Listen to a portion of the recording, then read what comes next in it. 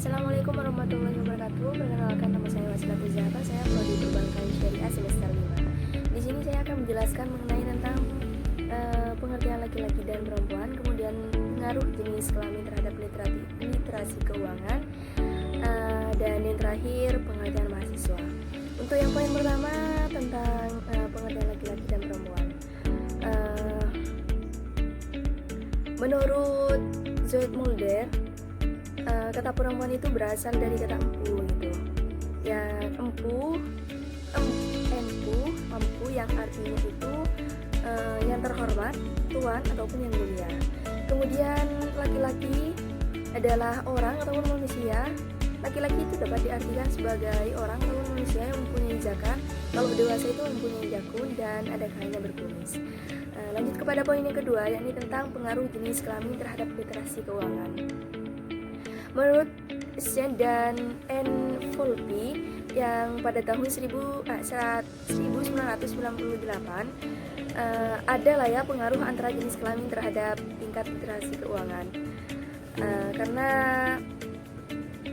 untuk mahasiswa laki-laki itu biasanya memiliki tingkat literasi keuangan yang lebih tinggi dibandingkan perempuan, karena laki-laki itu banyak mempertimbangkan variabel-variabel yang terkait dengan keputusan keuangan, dan pola pikir laki-laki adalah sangat logis begitu, mudah membuat keputusan, sangat mandiri, saling percaya diri, dan tidak terlalu emosional. Menurut Margareta dan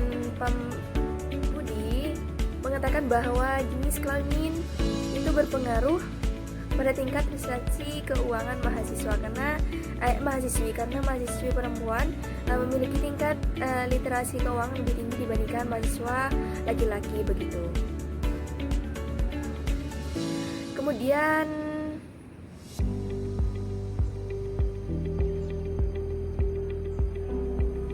kenapa perempuan itu dianggap lebih tinggi? Karena perempuan lebih dominan dalam mengelola keuangannya begitu.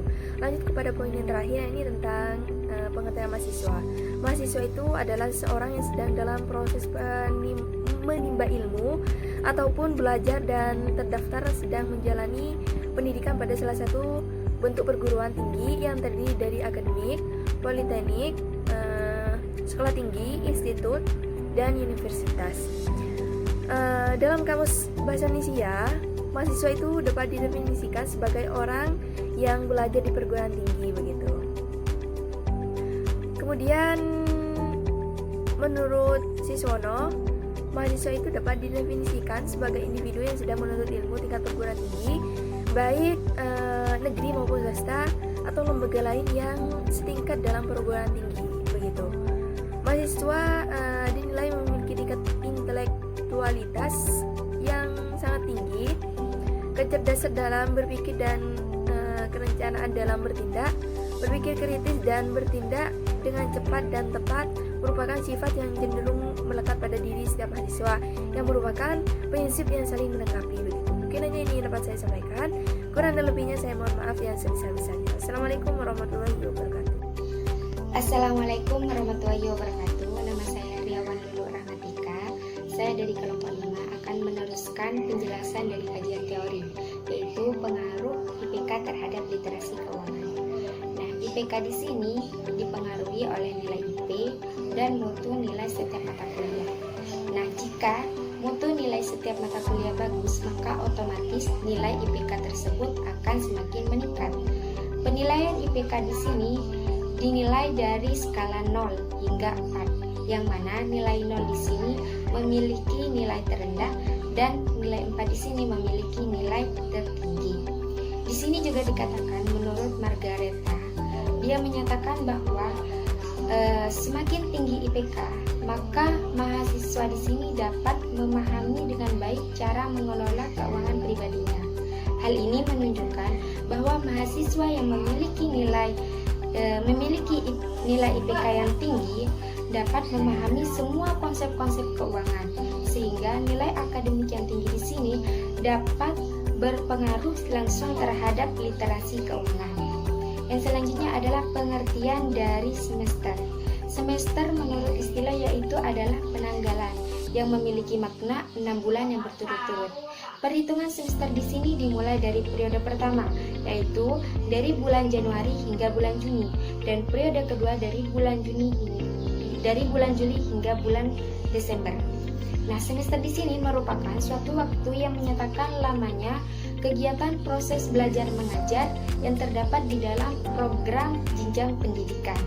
Pengaruh semester di sini terhadap literasi keuangan yaitu literasi keuangan di sini dapat dipengaruhi oleh tahun masuk ataupun semester mahasiswa.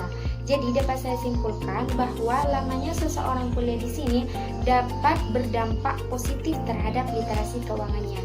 Mungkin sekian dari saya. Wassalamualaikum warahmatullahi wabarakatuh. Assalamualaikum warahmatullahi wabarakatuh. Nama saya Korinatul Jamilah. Saya akan menjelaskan tentang literasi keuangan. Yang pertama adalah pengertian dari literasi keuangan. Menurut Margareta dan juga Pambudi, keuangan merupakan aspek penting yang melekat dalam kehidupan masyarakat. Dan pengetahuan tentang keuangan bisa membantu mereka dalam mengambil keputusan-keputusan agar tidak terjadi kesalahpahaman nantinya. Karena kesalahpahaman di sini mengakibatkan kerugian bagi banyak orang. Hal ini diakibatkan karena pengeluaran yang boros, konsumsi yang boros, penggunaan kartu kredit yang tidak bijak, dan yang lain-lain. Selain itu, kurangnya pengetahuan tentang keuangan mengakibatkan kecil kemungkinan mereka untuk melakukan investasi karena tidak adanya pengetahuan tentang konsep pengelolaan uang di masa yang akan mendatang.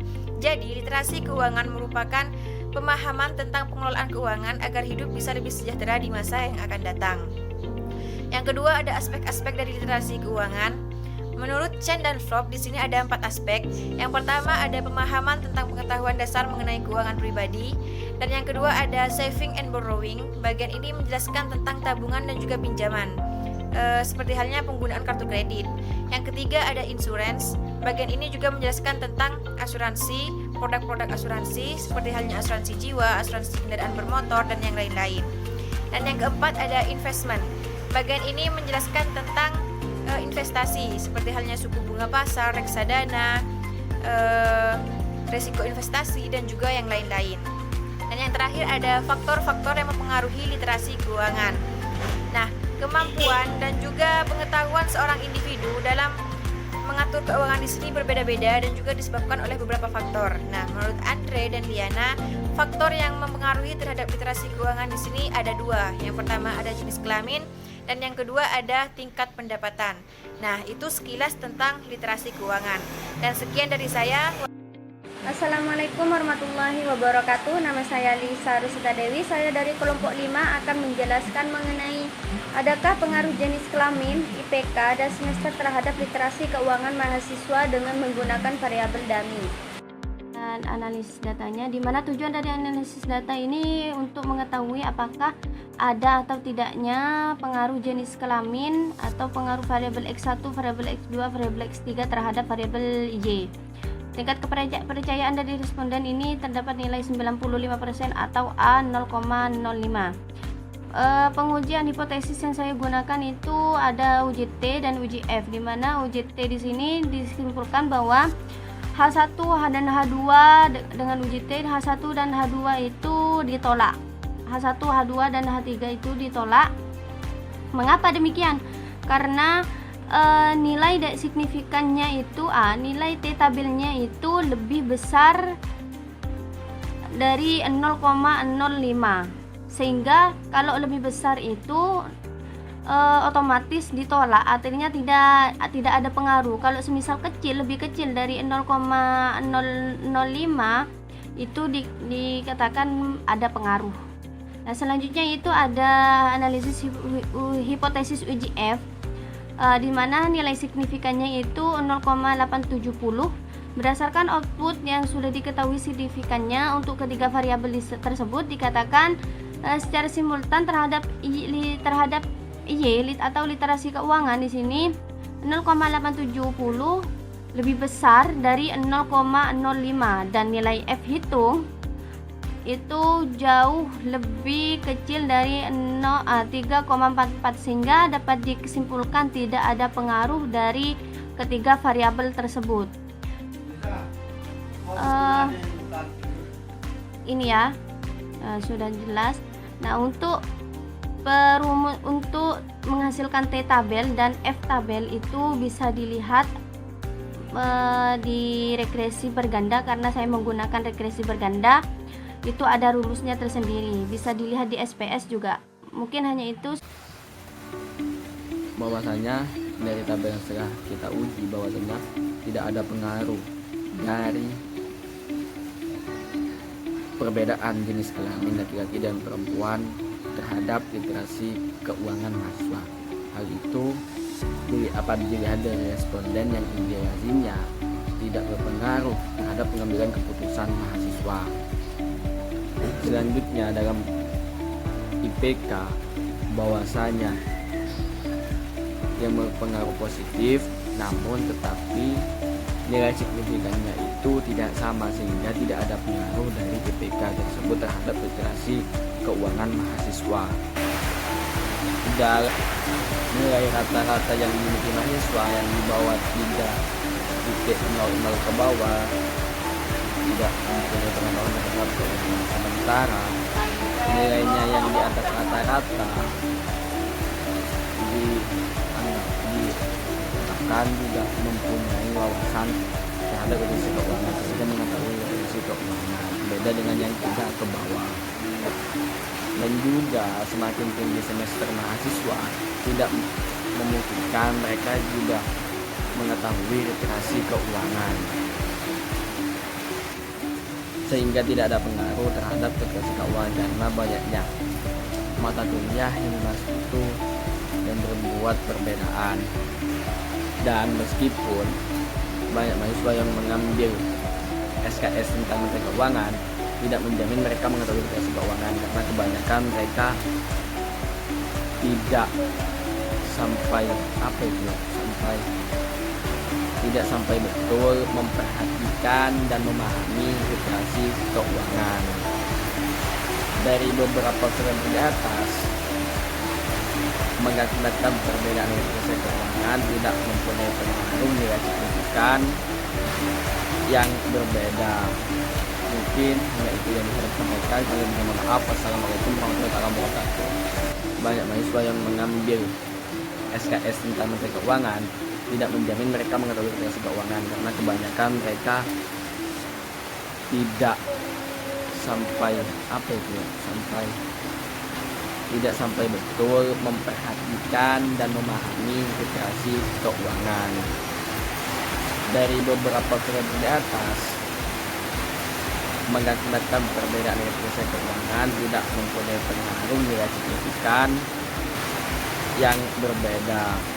Mungkin hanya itu yang bisa disampaikan. Kami mohon maaf. Wassalamualaikum warahmatullahi wabarakatuh.